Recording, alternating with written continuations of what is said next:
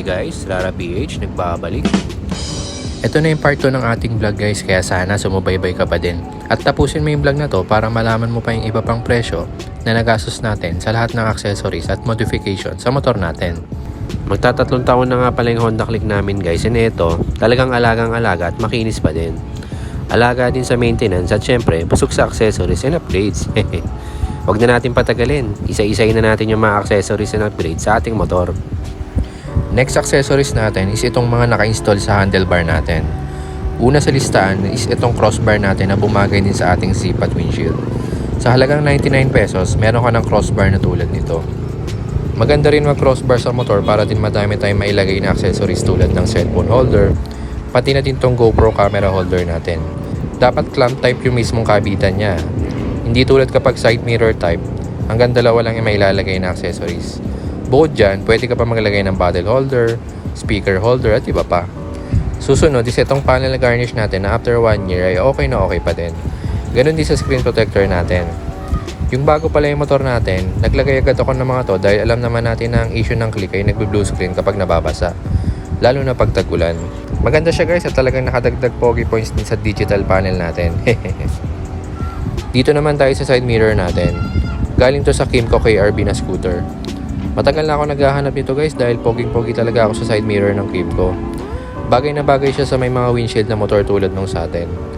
Tamang-tama lang din yung laki niya at safe na safe rin siya sa singitan dahil hindi naman siya ganun kalapad. Second hand ko lang pala ito nabili guys dahil sobrang mahal ng brand new nito.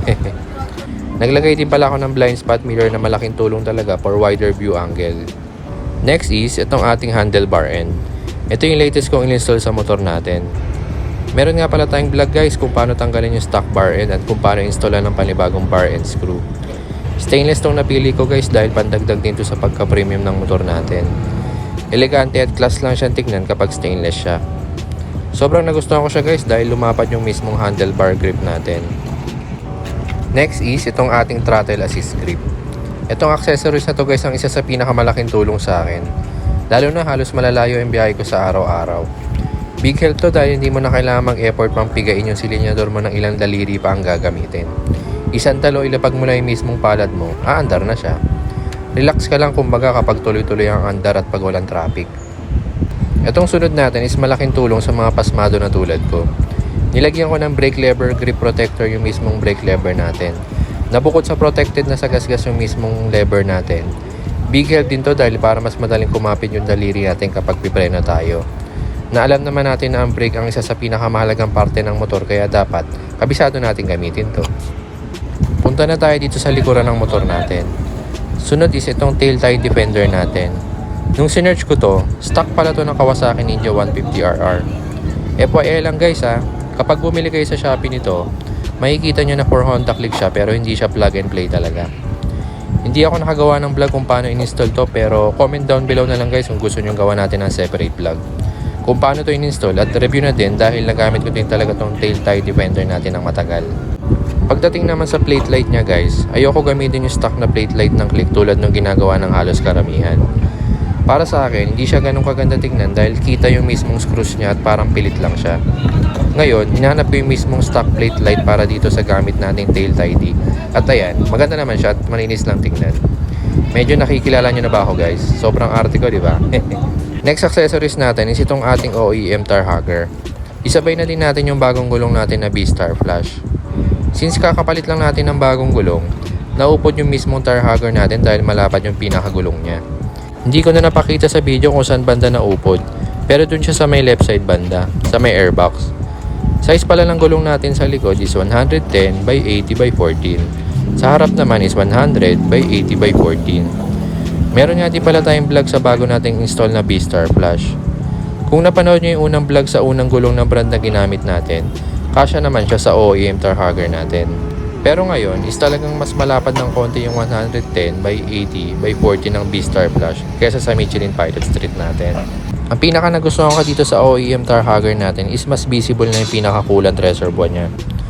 Doon kasi natin makikita kung dapat na bang refillan o nasa tamang level pa yung coolant natin. Easy to access na din yung pinaka coolant reservoir niya dahil madali na din tong refillan. Meron din palang mabibili ng iba't ibang kulay ng cover para sa coolant reservoir. Ayan. Sa talsik naman ng putik, yung mismong makina lang ang ligtas sa dumi.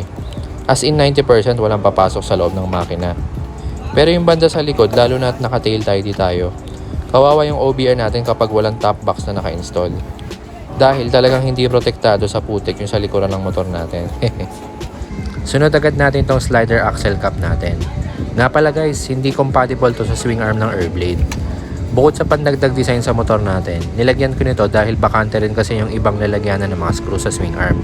Dahil hindi compatible yung muffler natin dahil pang Airblade nga yung swing arm na gamit natin. Angas din, di ba? Dahil bukod sa dagdag design, medyo safe din yung ating motor dahil purpose din kasi talaga nito is kapag nag-slide o bumagsak yung motor natin, yung slider axle ang unang tatamaan kaysa yung muffler. Nakatukod siya kumbaga. Etong sunod natin is yung pinaka-inaantay nyo. Last but not the least, and yung isa sa major modification ng ating motor is itong ating dual shock conversion for Honda Click. Matagal-tagal ko rin pinag-isipan kung gagawin ko ba itong modification na to sa motor natin. And ayan na siya guys. Natuloy siya at sobrang satisfied kami sa naging result niya. Kampante na ako lalo na kapag may angkas tayo na medyo may kabigatan. KYB shock ang brand nito guys and compatible talaga to sa NMAX and Aerox. Kahit mag-isa guys, sobrang lambot talaga niya at wala akong masabi dahil okay talaga ang quality niya. Hindi pa ako nakatry ng ibang branded na shock pero madami akong chinek sa Facebook at YouTube na review. At talagang puro good ng feedback sa shock na to. Para sa mas detalyadong review, comment down below lang guys kung gusto nyong gawan din natin ng vlog to. Punta naman tayo sa naging installation niya. Bali swing arm ng Airblade yung ginamit natin at talagang plug and play na siya for Honda Click. Except nga lang yung sa stock muffler ng Click. Dahil hindi swak yung mismong bracket ng muffler sa swing arm, kaya gumawa na lang ng DIY bracket para sumakto dun sa pagkakabitan ng screw sa Airblade swing arm.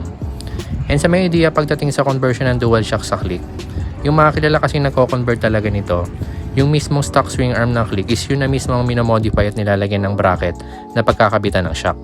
At TIG welding ang process na ginagawa nila.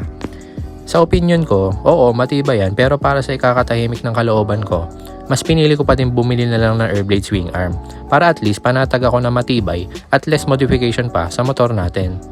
At syempre, para malinis din tingnan dahil plug and play lang siya. Pagdating naman sa mismong pagkakabitan sa mismong motor, winelding dun sa mismong chassis yung mismong pagkakabitan ng shock. Same size lang dun sa stock yung ginamit na bolt.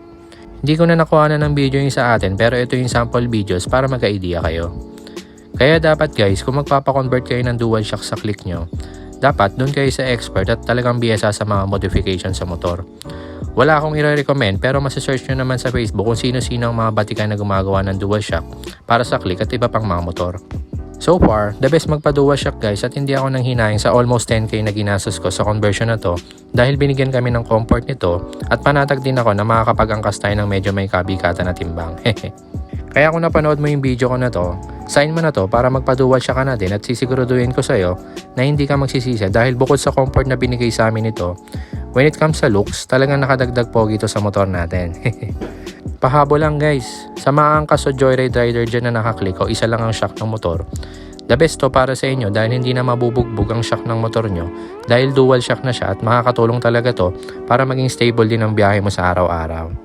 At kung umabot ka sa part 2 ng vlog natin, nagpapasalamat ako dahil tinapos mo yung video natin. Say present naman kung isa ka doon para ma-shoutout kita sa next upload natin.